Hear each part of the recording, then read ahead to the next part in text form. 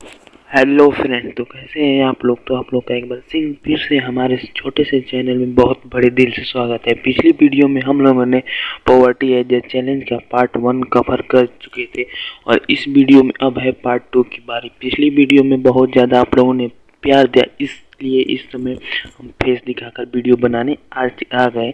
अब ये मत बोलिएगा कि पिछली वीडियो में सहका दिए थे इसलिए चढ़ गया है, ऐसी कोई बात नहीं है दोस्तों। मैं बस आप लोगों को इस चैप्टर को पढ़ाने से मकसद से आया हूँ और खुद भी पढ़ने से। तो लेट्स स्टार्ट दिस वीडियो।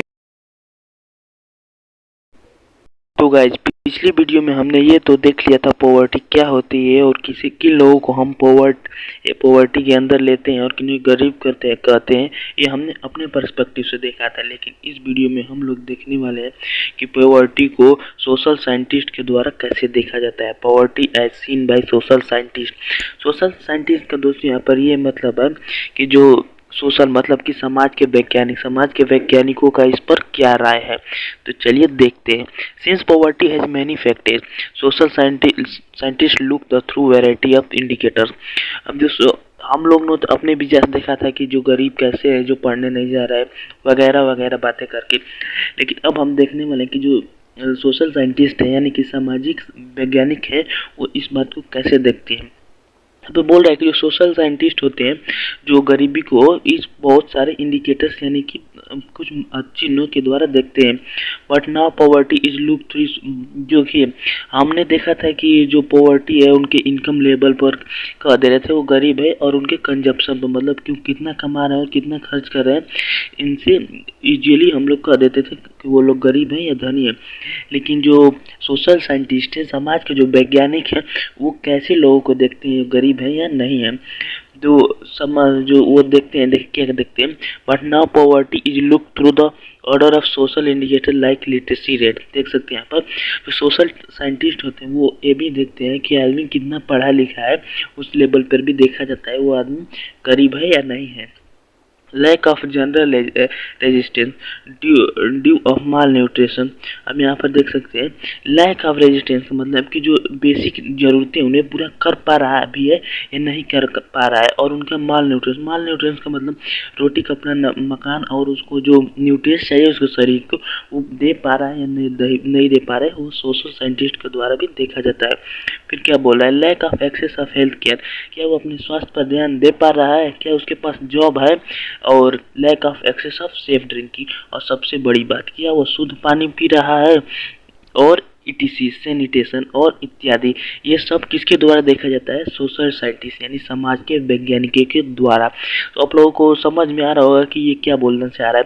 मतलब कि हम अपने मेथड से देख रहे थे लोग गरीब है, लेकिन हम जो देख रहे थे वो मेथड शायद सही नहीं था या सही था, उसके बारे में नहीं बात की गई। बात यहाँ पर ये की गई है जो सोशल साइंटिस्ट हैं वो किन बातों और किन पॉइंट्स को रखते हुए ये देखते हैं कि जो आदमी गरीब है या धनी है।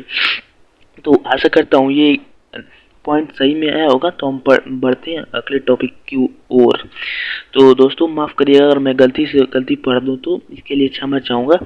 तो हमारा जो नेक्स्ट टॉपिक है वो क्या है, देख सकते हैं। हाँ, पॉवर्टी लाइन आप लोगों ने बहुत बार सुना होगा अपने पेरेंट्स से या अपने गांव में कि किसी बड़े आदमी व्यक्तियों से कि पॉवर्टी गरीबी रेखा। आखिर गरीबी रेखा होती है क्या, आज हम पढ़ लेंगे और जान जाएंगे पूरी तरह से गरीबी रेखा क्या होती। तो लेट्स स्टार्ट दिस टॉपिक। तो स्टार्ट करते हैं।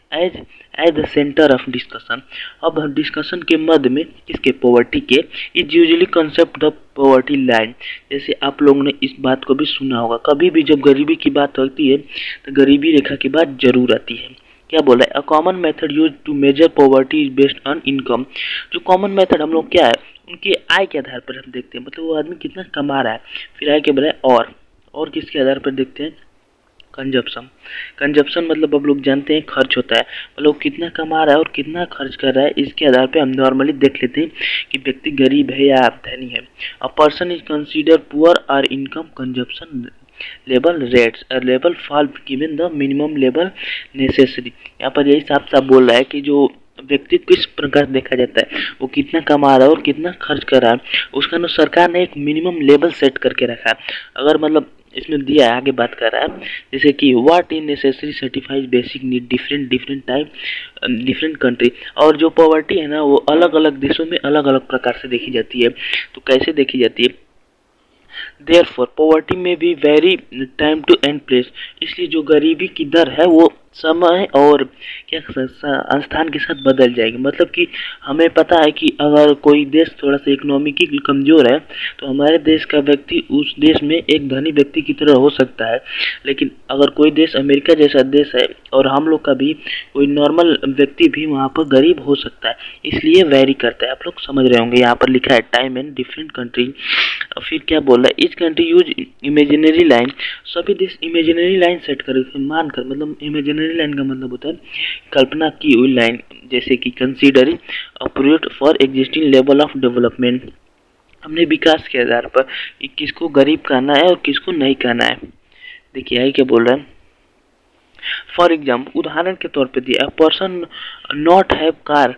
इसमें मतलब एक व्यक्ति के पास गाड़ी नहीं हुआ, तो हम मेरे पास भी नहीं है, मतलब शायद सही में नहीं है। और जिसके पास कार नहीं है, क्या यूनाइटेड स्टेट में उसे गरीब कहा जाता है।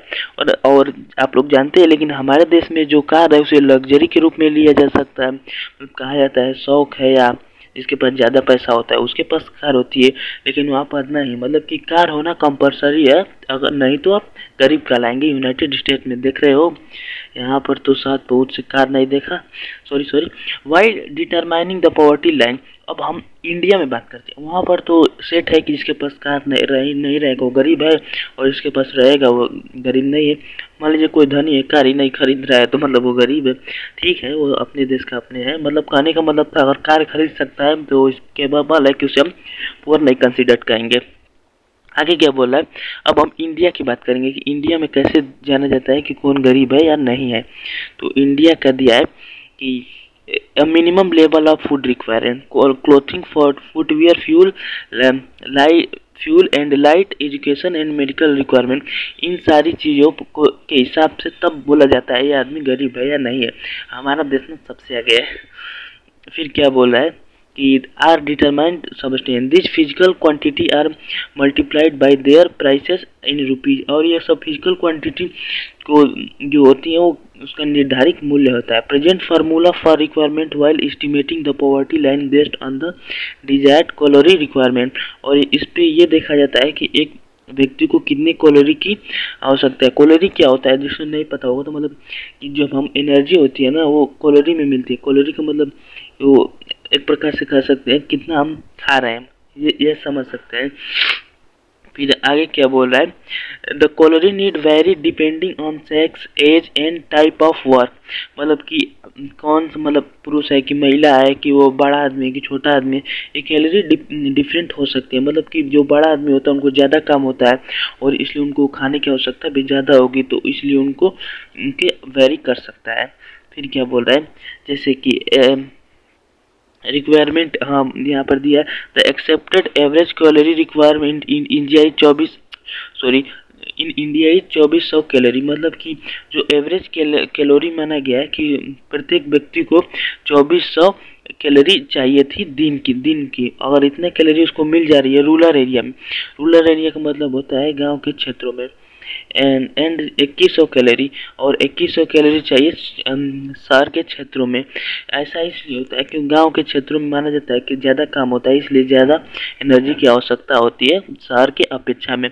इसलिए एक व्यक्ति को 2400 कैलोरी चाहिए। यहाँ पे ये पॉइंट नोट कर लीजिए, मतलब ध्यान दीजिए क्या, गांव में, और 2100 कैलोरी की आवश्यकता होती है एक आदमी को प्रत्येक दिन में शहर में।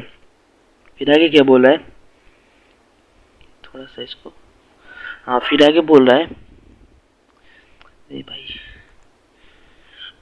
फिर आगे क्या बोला है, हाँ और फिर मैं कहाँ था, हाँ since people having rural area engage themselves in physical work. हाँ यहाँ पर देख सकते हैं, ऐसा इसलिए होता है क्योंकि जो रूरल एरिया के लोग होते हैं वो अपने आप को एंगेज करते हैं। एंगेज मतलब शामिल करते हैं फिजिकल वर्क, मतलब कि शारीरिक कामों में। जबकि जो इसलिए जो रूरल एरिया का होती है ज़्यादा कैलोरी की आवश्यकता होती है अर्बन एरिया की अपेक्षा, higher than urban areas. The monthly expenditure per capita needed for buying this calorie required in turn for food gain। और इसको खरीदने के लिए जो इनकम चाहिए थी वो फूड ग्रेन में आती है। और आगे देखते हैं थोड़ा सा इसको।